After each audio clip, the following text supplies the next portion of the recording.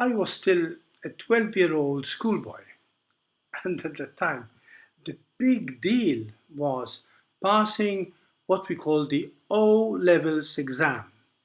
It was the key to the rest of our life.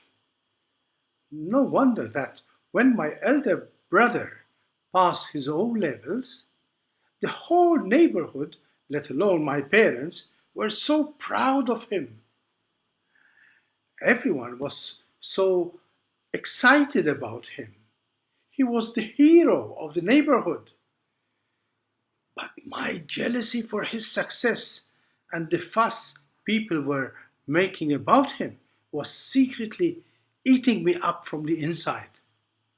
One of them stopped me as I was returning home from school and he congratulated me. I replied with suppressed bitterness. But it's my elder brother who passed the exam, not me.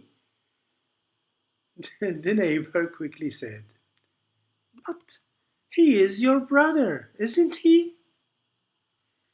So why should I not consider my brother's success as my own?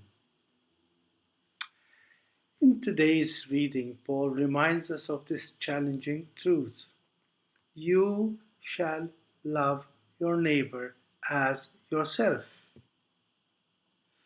For Jesus, this second commandment reflects the first.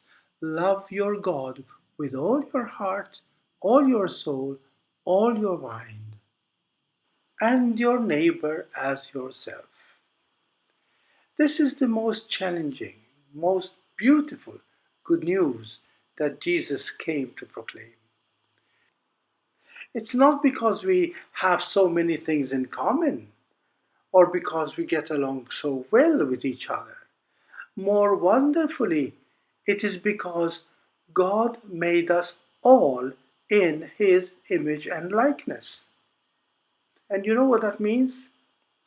It means that we too, like God, we are one and many at the same time. Like Him, we remain distinct, unique persons, but marvelously made one through the Holy Spirit, through the Spirit of love with all those around us. Is God three persons or one person? The answer is that they are both. No, this is not some kind of incomprehensible magic or mystery. It is what defines us as humans, as images of God Himself, because this is all about love. Only love. And God is love. And therefore, only God can perform this kind of miracle, turning distinct individuals into living, loving, and united persons. This is the miracle that gives meaning to our existence. Love is the only reality that makes us unique, precious, irreplaceable, unrepeated, and unrepeatable individuals.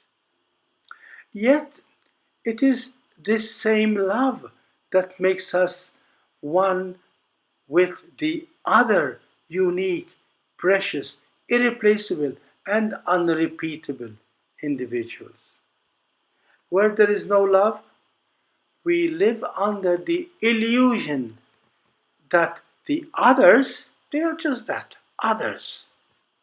Their problems, not our problem. Their money is not our money. Their ideas are not our ideas. Their bodies are not our bodies. They are not us. And isn't this why the world is so terribly and painfully divided into us and them? The world defines people by their qualities, race, nationality, gender, whatever. Yet these differences do exist, of course, but it is not our qualities, our possessions, capabilities, that make us indeed who we are. By themselves, these differences only succeed to create conflicts, wars, destruction, death. But if transformed by love, ah, then they become the expressions of our deeper and life giving oneness. They become a celebration of God the Father living in each one of us. It is when our qualities become the source of joy for someone who loves us that we discover who we are. You see, in my childish jealousy, I was still trying to discover and become myself. I was angry that my brother was now someone because he got his O levels, whereas myself, I was still no one because I didn't get those O levels, that acknowledgement. My kind neighbor taught me how to look at my successful brother not just as someone else, not just as the other, but as part of who I am. How can I thank her enough for challenging me and revealing to me this greatest of all truths? It's only by rejoicing in those we love that we discover who we really are. We discover who we are only by embracing, loving others for who they are. If you want to confirm if this is true or not, ask that young mother whose child is screaming in pain. Her son's pain is her own pain. Ask a husband who has just lost his beloved wife. Life has suddenly become empty. Ask a child who has lost his parents. He is totally lost. Yes, we are all unique, all magnificently different from those around us. But without someone loving us, we are just lonely, isolated, and despairing, lost persons. But if we are not deeply and truly loved by someone, we become lonely, isolated people, people walking in quiet desperation, as someone has put it.